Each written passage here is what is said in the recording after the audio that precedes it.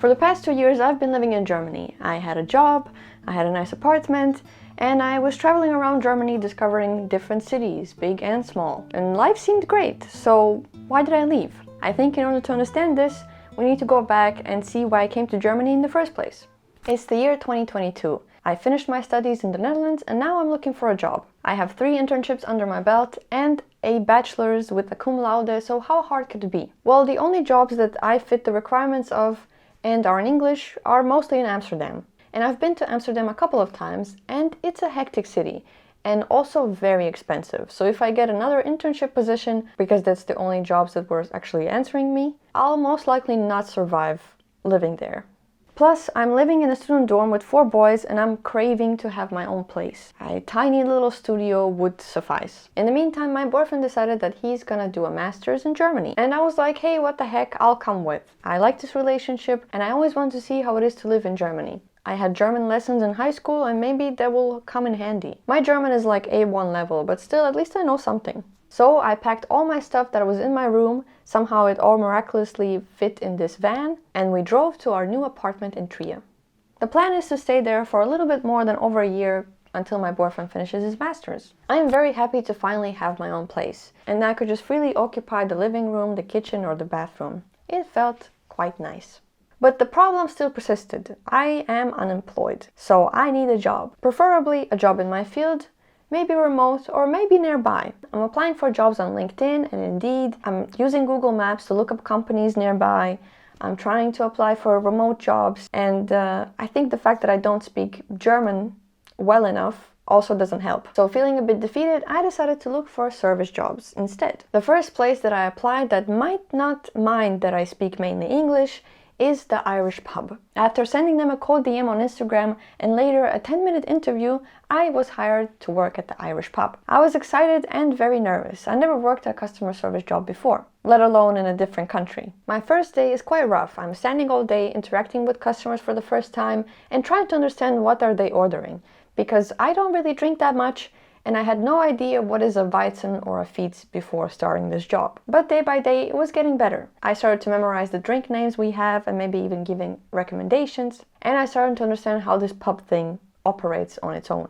My coworkers were really lovely, kind and helpful. The customers were also very nice and understanding. And some even became my, let's say, acquaintance friends. They weren't really friends, but I saw them regularly. I knew their name and I remembered what they usually order. I'm also happy to finally not stare at my laptop all day, because my job consists of me working on my laptop. It is nice to do something physical and not be tied to my desk. I am quite shy speaking German, so most of the time I spoke English, but I did understand quite a bit. And taking orders wasn't too bad. At the pub I'm working part-time, and the rest of the time either I'm casually looking at job openings or I'm working on my YouTube videos. My channel has 700 subscribers. I don't know how I got here, but I'm very happy that random people just decide to subscribe to my channel and watch my videos. By now I've been working at the Irish pub for 2 months.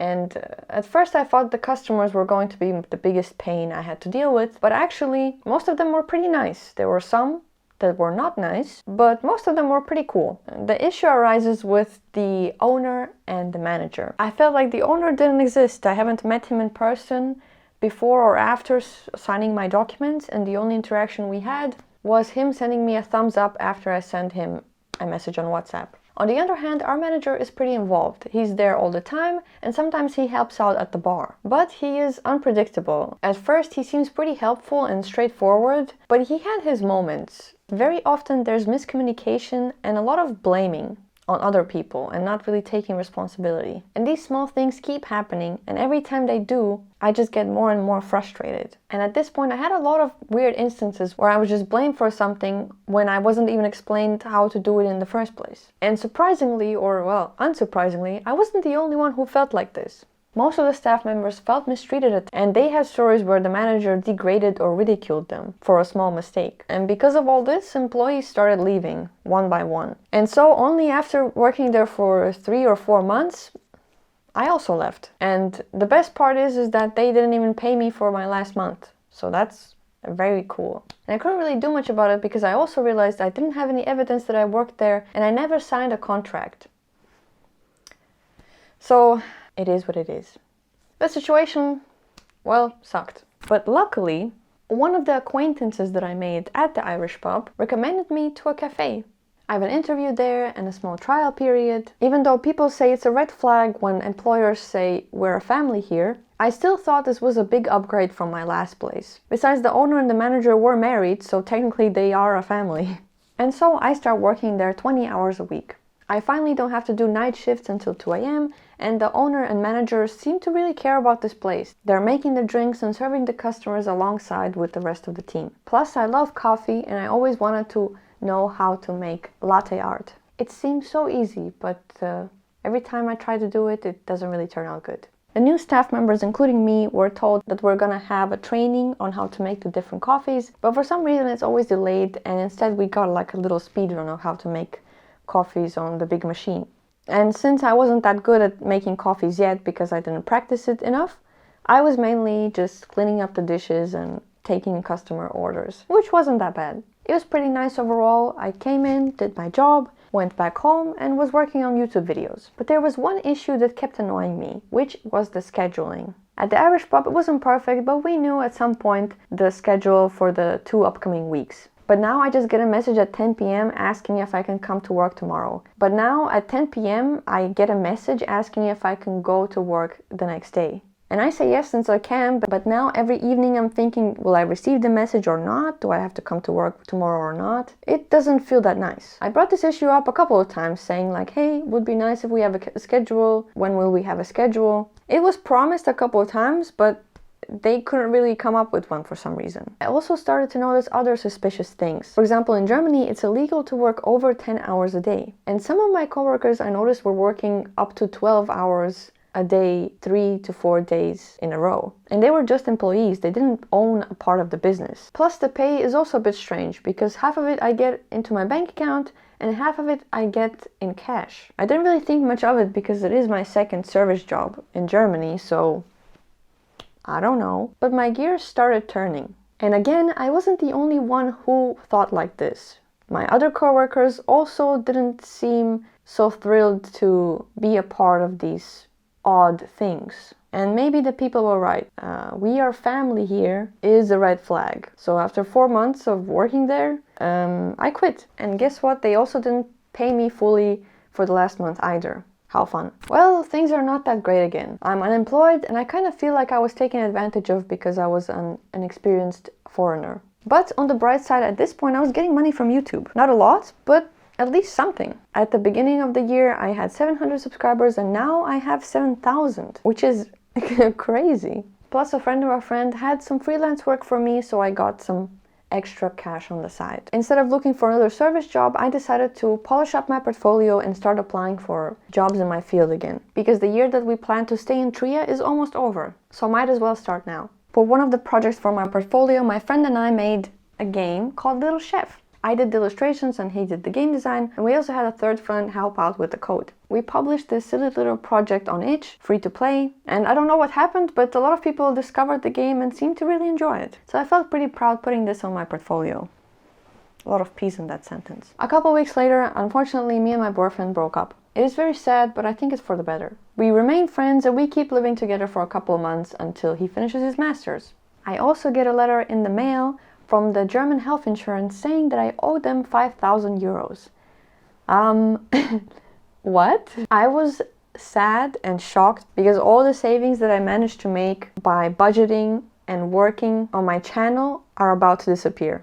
In Germany, usually if you have a part-time job or a full-time job, the employer takes care of the health insurance. But Germany also has a third type of employment, which is a mini job. There you can only work up to 10 hours a week and you get a set amount of money that is not taxed. But if you have a mini job, you also should have a health insurance. In the letter, it says that I haven't been paying health insurance for the past 6 months. And I realized that my job at the cafe actually signed me as a mini job employee and not a part-time job employee, even though I was working 20 hours a week, which means they didn't pay my health insurance and now I have to pay the health insurance. So I sent them a letter back saying that, hey guys, I'm earning minimum wage. Is there any way that I can owe you less money? And fortunately, they did mail back and say that because I'm in the lowest tax bracket, I have to pay 2,000 euros instead of 5,000 euros. I paid the 2,000 to the health insurance, and because I'm unemployed and also a freelancer in a way, I have to sign up for an insurance and pay 200 euros a month.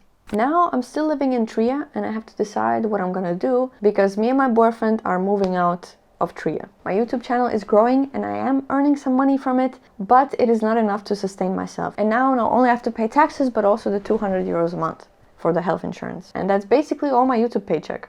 To be honest, I don't know what to do. I'm applying for jobs, but again, I don't get any positive reply. So life kind of sucks right now. And after a lot of uncertainty and confusion, I move into my friend's parents' place. I knew going back to Latvia is not the best choice for me. So the plan is to stay here for a couple months until I find my job and then I relocate for my job. My friend's parents live basically in a small German village in the Ruhrgebiet. There's not much to do for me except to go to Lidl and walk next to the cornfields. The people I lived with were super nice, kind and welcoming, and I'm very grateful and thankful that they gave me a room to stay until I find my next destination. But most of the days I spent job hunting. Every day I would refresh LinkedIn, Indeed and Glassroom and apply for jobs. And job searching is exhausting. I get rejection after ghosting, and only unpaid internships are impressed by my skills. After months of doing this, I start to feel depressed and isolated. I don't feel like talking to anybody, but I also feel quite lonely. I can't really meet new people because I live in a German village, and activities and hobbies cost money and I can't waste it right now. To be honest, I feel extremely defeated and worthless. I know I have great skills and ambition, but no one is giving me a chance to prove it. I lived there for 7 months with no success, so I'm giving up. Right now it's September and in December of 2023 I'm planning to move back to Latvia. I'm sad about this decision, but something needs to change. I can't keep living at my friend's parents' place for longer. I feel like I'm occupying their space. It's been 2 weeks since I made this decision. I just finished filming a YouTube video and I received an email from a job. They say they would like to have an interview with me. At this point, I haven't even got a single interview from all these jobs that I've been applying to. So from the confidence I had from talking to my camera, I said, what the heck, they're probably not gonna hire me anyways. And in October, I got a job offer. Look at me go!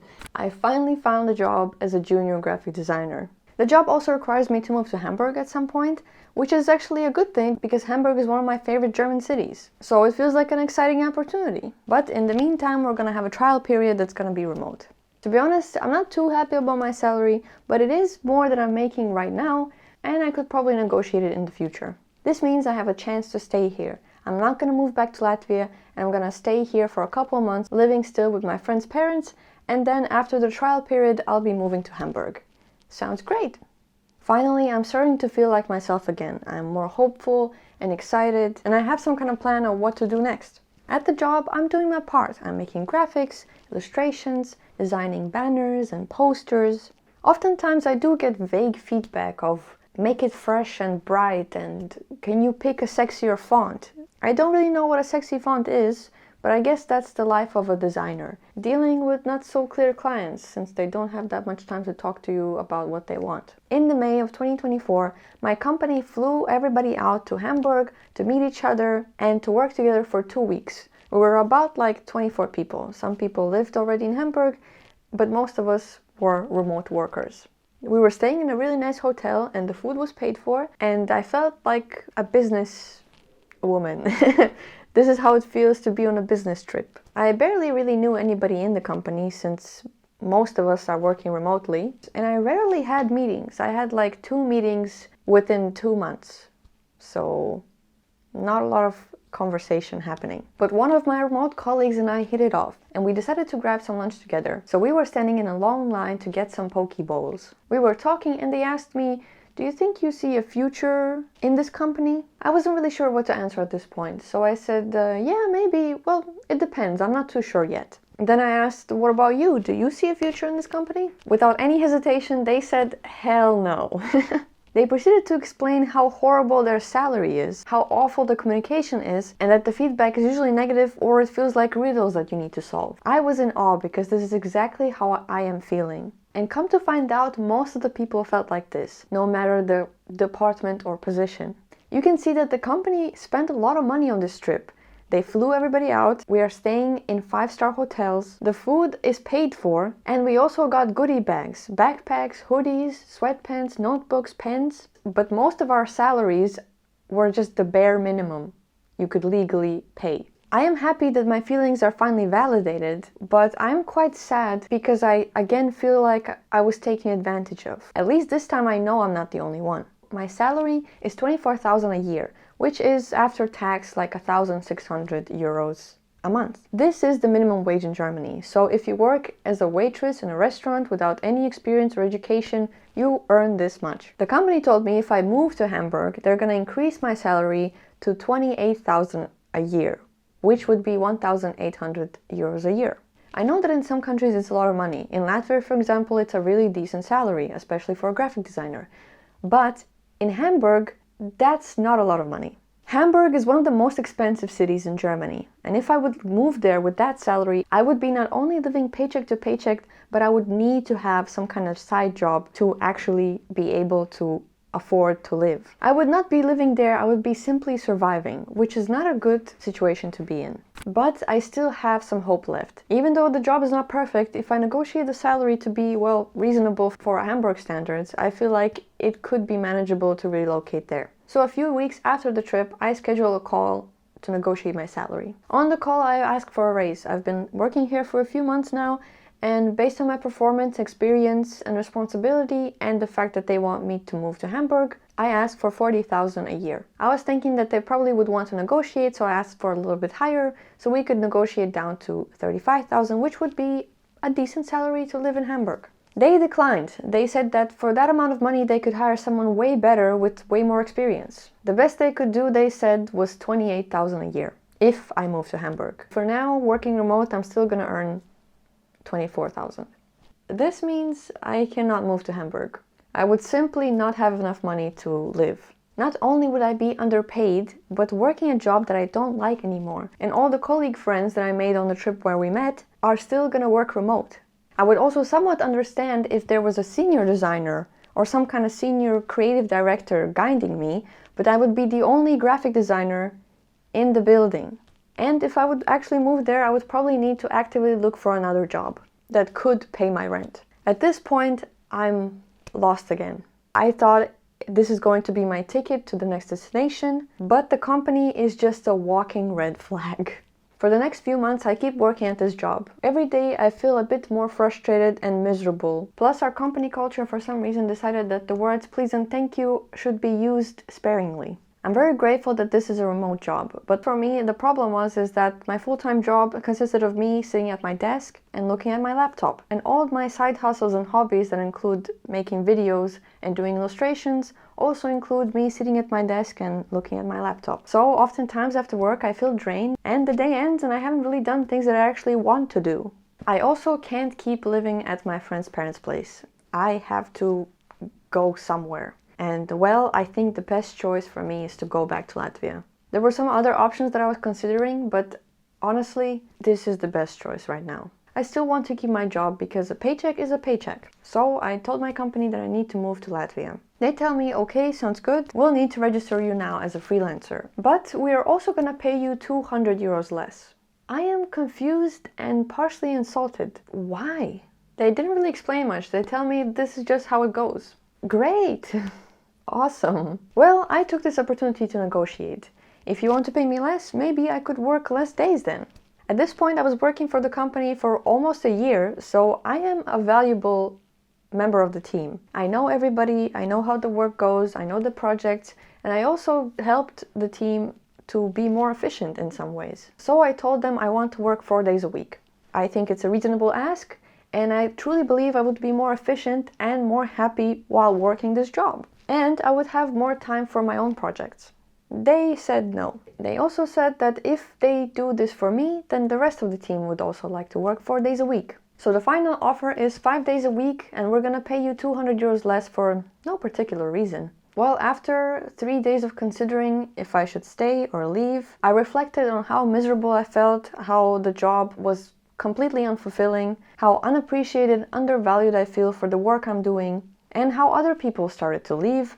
My final answer was no, I don't want to keep working here. And so September 1st, 2024, I'm on my flight back to Latvia. So this is why I left Germany. I came mainly because of my boyfriend. My job experiences were not the best. We broke up. I got a job that was pretty promising. It was also not the best. And now I'm back here. Do I regret going to Germany? I mean, I don't really live my life in regret. I think I also had some good memories there. I think these experiences just shaped me to who I am. And I'm gonna know better next time to see the red flags before signing the contract to work there. Or being aware that I should sign a contract before starting a job.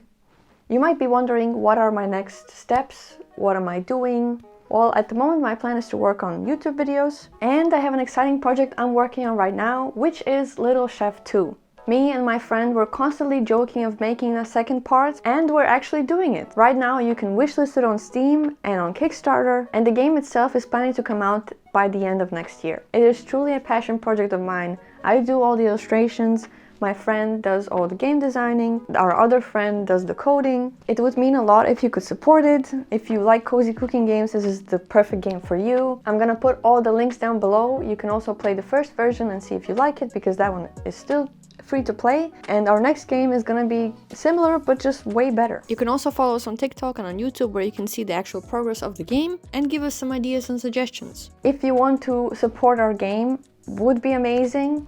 If it's not your cup of tea, that's also fully understandable. We're planning to actually launch the Kickstarter later next year, and right now you can just follow us and see when it is live.